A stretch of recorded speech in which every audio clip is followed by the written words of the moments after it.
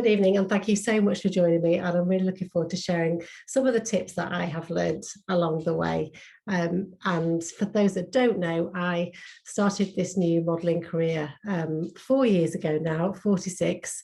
And if you'd have asked me in my 20s and 30s whether I would be modelling, I would have been running a mile because I just did not have the body confidence at all when I was younger. I really struggled with it, and it held me back so much. I mean, I can see now how much it stopped me kind of joining in with life, because I was always worried about what I looked like and what other people thought I looked like. So it really did limit my beliefs about what I could do. So once I hit my 40s, my life changed and I really found myself in a different place. I got divorced at 40 and threw myself into life and decided that I was going to be braver in this next chapter. And that, has led me to do lots of different things, which I'll talk about during this presentation. But, I never could have imagined that I would be modelling at 46, that's for sure. And I love this new chapter, and I love that I'm doing the work I'm doing. And I have become so passionate about modelling lingerie and swimwear, because I firmly believe that the more we can see other women that we can relate to in our 40s and 50s and 60s, then the better our mental well-being will be, because we need to be able to relate to the images that we see. I need to be able to go into a lingerie shop and see a woman in her 40s and 50s wearing that bra, not a woman in her 20s, because it makes you feel instantly down about yourself. So I'm really passionate about it, and it's something that I've really embraced, and I'm loving this newfound confidence. And I know through people that I've talked to how difficult it is when you get into midlife, because we've also got the menopause, perimenopause, our lives are changing, our bodies are changing. I mean, to the point where actually, the last bit I'll share about myself is, I hated the size of my breasts. I'm a 34G, and I was probably a double D by the time I was in my late teens. And I really felt self-conscious about it. And, it made my posture change. I didn't, I felt really self-conscious. I wouldn't wear fitted clothes. I hid myself away. And to the point when I got to 30, after having 3 kids, I really felt that they were holding me back so much. So I went to try and book for some breast reduction, and I got the appointment booked and everything. And for anybody that has looked into or has done it, then it is quite a major surgery. And I actually chickened out at the last minute, and I was really scared about doing it. So for me, looking back now, I'm so glad that I did, because what I realized was I needed to change my mindset and actually not change my physical appearance. I thought stupidly that if I could wear that backless dress without having to worry about a bra, then I would feel great about life. And actually it was nothing to do with that at all. It was about what was going on in here. So my first rules today: this is not about changing your physical appearance. For me, it's about embracing and working with what you've got. So my instant thing that I really do tell people, particularly women, is to ditch the weighing scales. Hands up if you still weigh yourself. It's really, I used to weigh myself all the time, and it dictated my mood from day to day. So if I weighed myself on a Tuesday and I'd lost 2 pounds, I would be in a great mood all day. The next day I'd go weigh myself and I had put on that weight, so then I'd have a crap day and I'd feel really horrible about myself and beat myself up all day. And I just realized that actually, when you look back, the things that you have achieved in life and all those amazing experiences you've had up to this moment have absolutely nothing to do with the number on the scales.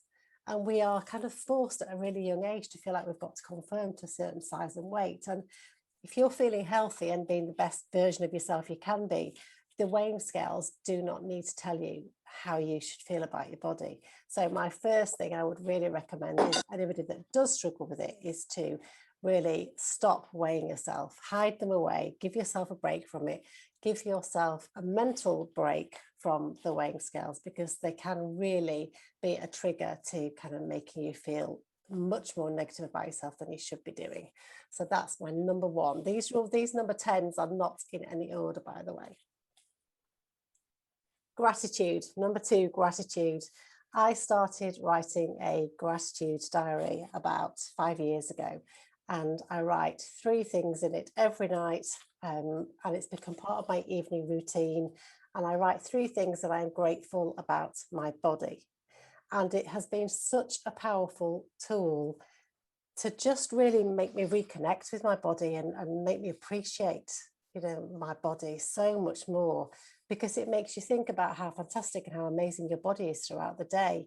So if you are struggling with negative thoughts about your body, it's a great way to be able to stop that and turn it into positives. Because, if you've got an issue with your arms, for instance, and you're really constantly kind of moaning about how you don't like your arms or your upper arms, then if you turn that around and say how grateful you are that it's helped you carry all the food shopping into the house and you've got strong arms and it's made you grateful of the work that you've been carrying out, it helps you see your body for how it really is showing up for you every day. Because let's face it, whatever we're doing in our lives, then our bodies are such a powerful tool to get us through everything we're doing, good and bad. It's always there for us. So it's about learning to connect and be grateful. So gratitude diary is a fantastic tool to do that. And I do it every evening.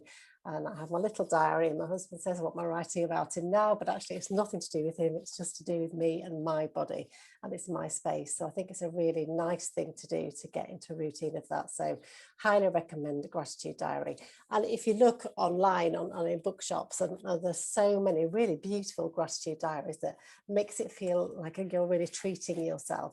So number 3, those that follow me on Instagram will know how important I think investing in nice lingerie is. And I know in the Rediscover You challenge that we've had this week, it's been great to hear women say that they are going to invest and treat themselves to some nice lingerie, because it really does make you feel so much happier about yourself, and it makes you feel more confident in your body. It makes you more confident about yourself. This is not for anybody else. This is about putting something that, so if you think about it, you're putting something, the closest thing to your skin needs to be something that you feel special in. And, I know some of you will have, just like I've had in the past, drawers of lingerie that you have got, lingerie that you've had for years and years and years that probably doesn't fit you properly. The elastic's probably gone on some of your knickers, but you keep them. We all keep hold of these things, so we don't actually kind of go through it and really have a good clear out and treat ourselves and invest in our lingerie. Because, we are quite often put other people first, so we don't think that we should be treating ourselves. It's something that I really struggled with. But then when I did turn 40, I made sure I went through a whole year of buying myself one new lingerie set a month. That was my treat. And I really noticed how much I was looking forward to that next set arriving in the post, because it was something that just gave me a boost and a lift. And also, obviously getting fitted, we've all changed during lockdown. My body definitely has changed, and that's okay, but I will need to go back and get a new fitting, because my body's changed shape. And I'm going through the menopause as well. Some of the boobs have probably got bigger, they've got wider. So it's about making sure that you give yourself that time and space to stop and go, okay, what do I need to do? I need to go and get new fittings. I need to check out what size I am. And then I need to clear out that underwear drawer of all the things that don't make me feel good, and start investing in small pieces that you're going to live and wear and really feel great about yourself. Try something new. This to me is one of the key things in my body confidence journey. It hasn't been about the physical things. It hasn't been about going to work out in a gym all the time and beating myself up if I haven't exercised today. Or it's about stepping out of my comfort zone and actually going out and trying new things. So for my 40th, because I knew I wanted to go into this next decade feeling much braver, I booked to do a tandem skydive.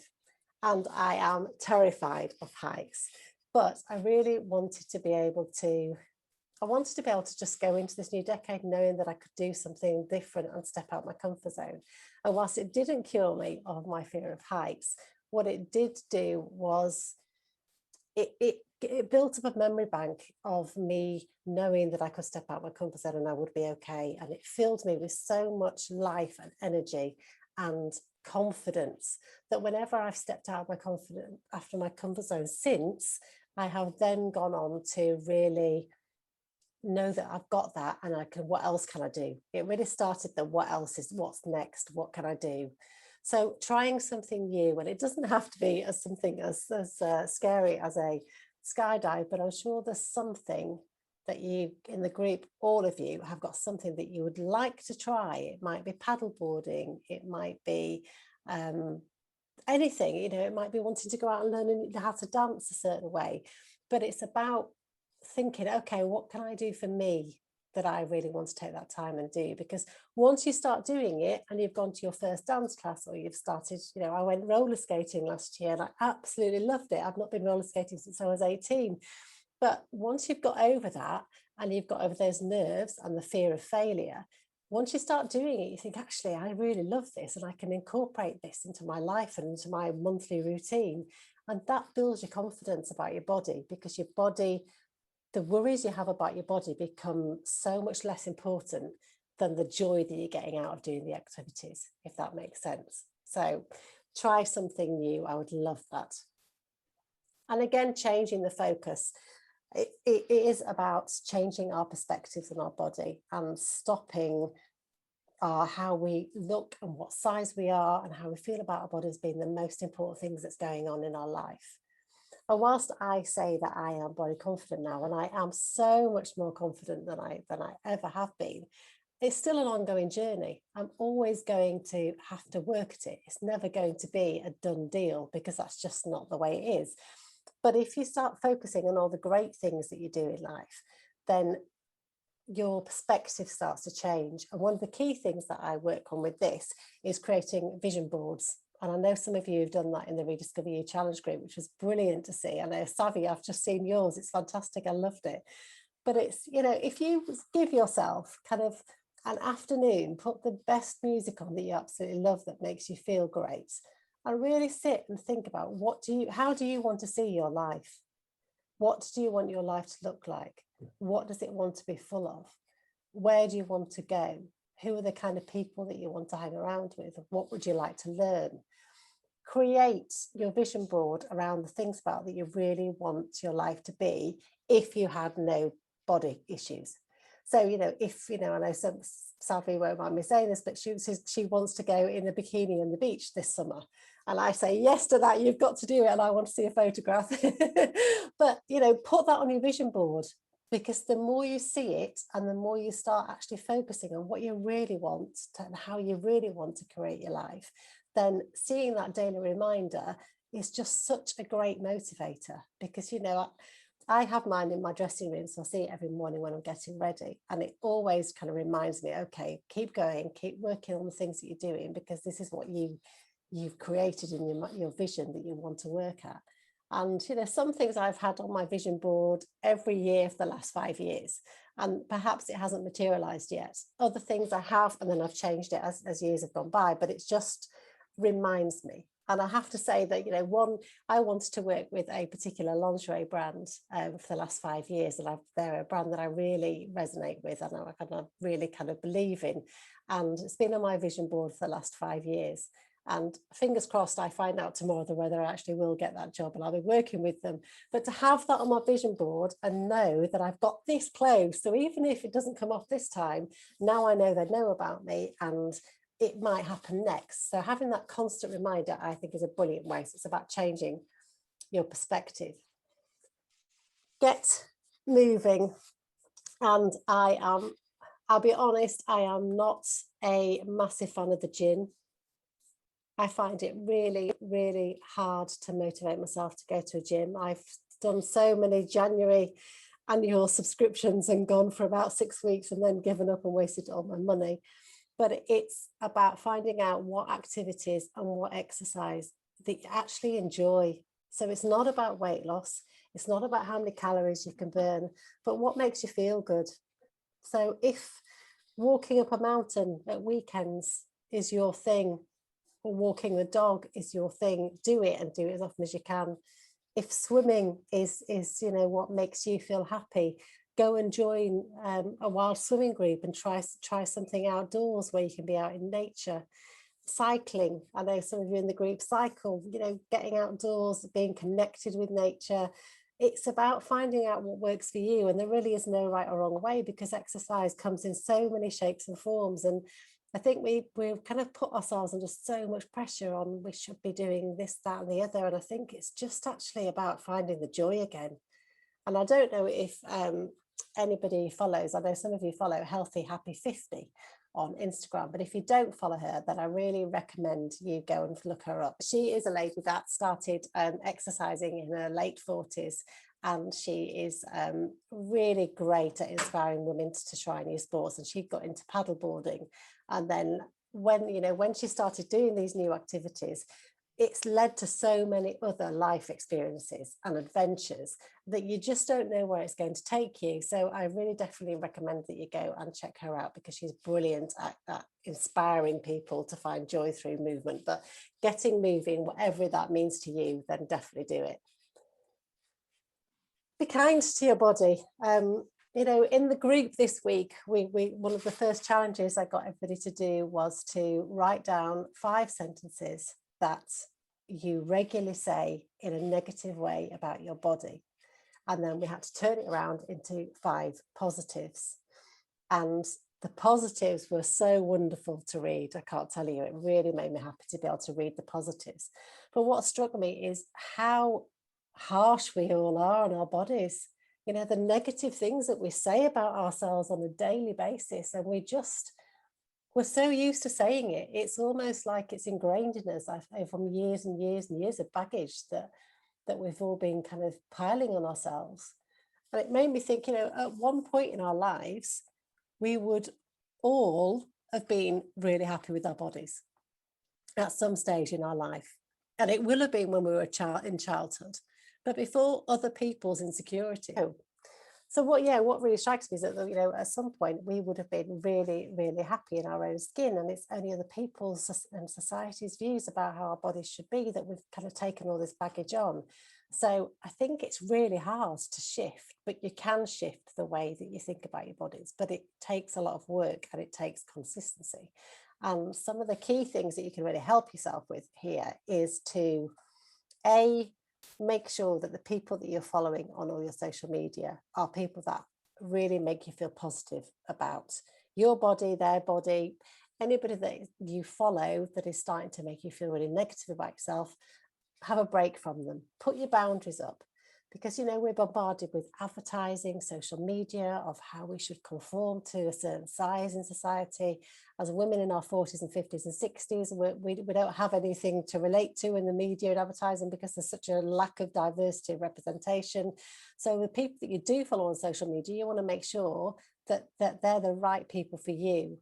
And we quite often get into that whole comparison trap if we don't stop and have a look at that, because I think there's a lot of people that are doing amazing things that we can all connect with, but there's also lots of messy stuff that we can do without in our lives. And it's about putting those boundaries up.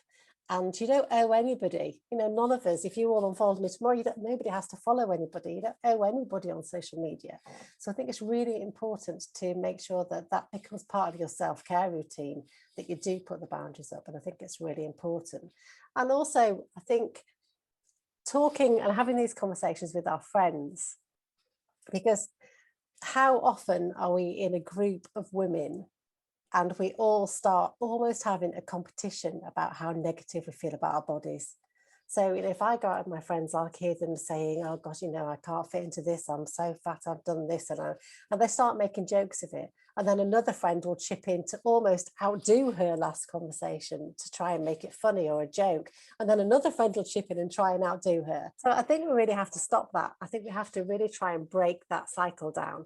And we have to pull each other up on it and call our friends out. So if you are in the situation where you're doing that with your friends, you're going to have to kind of say, actually, guys, I don't think this is right. We should be starting to be a lot kinder to ourselves, and we have to start changing these conversations. And chances are, because I have had this conversation with my friends, and bearing in mind they know what I do, we still have this conversation, but it does stop them in their tracks, and they have gone, actually, yeah, you're right, we need to stop saying that. We need to change the conversation.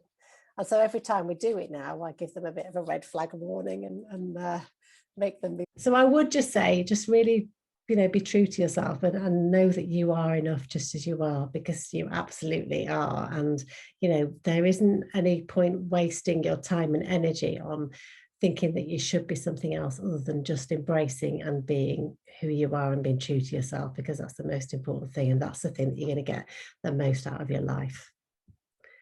And part of this is affirmations. So mine is, I am bold, I am brave, and I am beautiful.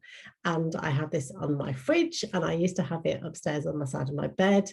And it reminds me when I'm having a wobble or if I'm having a bad day that I've got this. And everything I'm doing, I'm okay, and it is good enough. And I am brave, and I can, push myself. So I would recommend that you really think about 3 words or 3 sentences that really resonate with you. And they don't have to, this is such a personal thing. And, I know women this week did it in the Facebook group, and it was just brilliant to see these affirmations coming through. I know one lady even had, she's a jewelry maker, so she engraved it on her ring. And I thought, what a beautiful thing to have next to you. Maybe that's something that I'd like to do. And then it actually made me think maybe a tattoo would be really nice as well, but we'll see if I get to that stage, if I'm brave enough. But I think anywhere where you can see your affirmation and what it means to you on a daily basis, whether it's on your desk, on your screensaver, on your laptop, it's just a brilliant way to send those positive messages and rewrite and rewire your subconscious to knowing that you are just enough as you are. So it'd be interesting to see what your affirmations are, but take time with it and just see what words and what sentences resonate with you. Some people find this really easy to do because lots of times people will say things to you, but you don't necessarily believe it about yourself. But if you have them as affirmations, then they might set more in your mind, but have some fun with it as well. So just be bold with yourself and own what you're doing, because you're all fantastic. And we hide behind ourselves quite often. So these affirmations are a real reminder to push yourself out of that and just own what you're doing and own how fantastic you are. So that's the affirmations. So I've had this last year, I'll just quickly tell you about what I've been doing. So whilst I've been having this it's felt like a year off. It hasn't been a year off because I have been still working on things, but obviously my modelling wasn't as busy. I'm back in London next week and I can't wait to get working again. But it made me really think about how I wanted to be able to move forward and help more women with body confidence, because I know what an issue it is. So I did more training. So I did a body love diploma. Yes, there is such a thing. Who knew? And I also, by the end of this month, I will be a fully qualified life coach, which is really exciting. And I just wanted to do it because it's something that resonates with my personal branding. So I've been developing these Rediscover You courses that I'll just quickly share with you. So I've created a 10-week group coaching course that is every Monday, 7 till 8 on a night. And it'll be small numbers of women grouped together. And we're going to be looking into much more depth at some of the subjects we've covered tonight, but there'll be lots of different challenges and tasks along the way. So we'll be looking at how we set goals and how we look forward and set our own kind of boundaries, gratitude, affirmations and intentions, self-love. I've just done the self-love challenge myself, and it was actually really difficult. I wrote a letter to my body, but a real kind of self-love, almost apology letter for how harsh I've been on my body over the years. And that was really quite an emotional thing to do. And it really surprised me, some of the things that came up, but it definitely shifted some blocks that I have still been having. And it really made me realize where they came from. So that was quite a tough one to do, but I did it. We'll be looking at lingerie, but I have got the expert lingerie fitter who worked with Gok Wan on his tour a couple of years ago. She did all the bra fittings for all the models and all the customers. She's coming on to do a talk about how we can buy lingerie where, the best shapes and sizes, the different kind of bra styles. So she's coming on to do a guest talk as well about that. So I'm looking forward to talking with and connecting with her. We're going to be having a Menopause Matters Week, because I know all too well that when I woke up in the perimenopause, it felt like I'd woken up in somebody else's body for a while until I really knew what was going on. and it was really quite a kind of shock. And my body is still changing, my waistline's getting bigger, and I can't control it. And it's about kind of learning to manage all those things and how we can feel more stable. So I've got the two brilliant founders of Gen M, which is a online menopause website that has pulled together so many great resources and where we can find information. So they'll be coming on to help and answer questions. Wellness, and we're going to be looking at beauty, because this isn't about, you know, whether you should be wearing makeup or not. It's about enhancing your natural beauty and making you feel good about yourself and how you want to show up every day.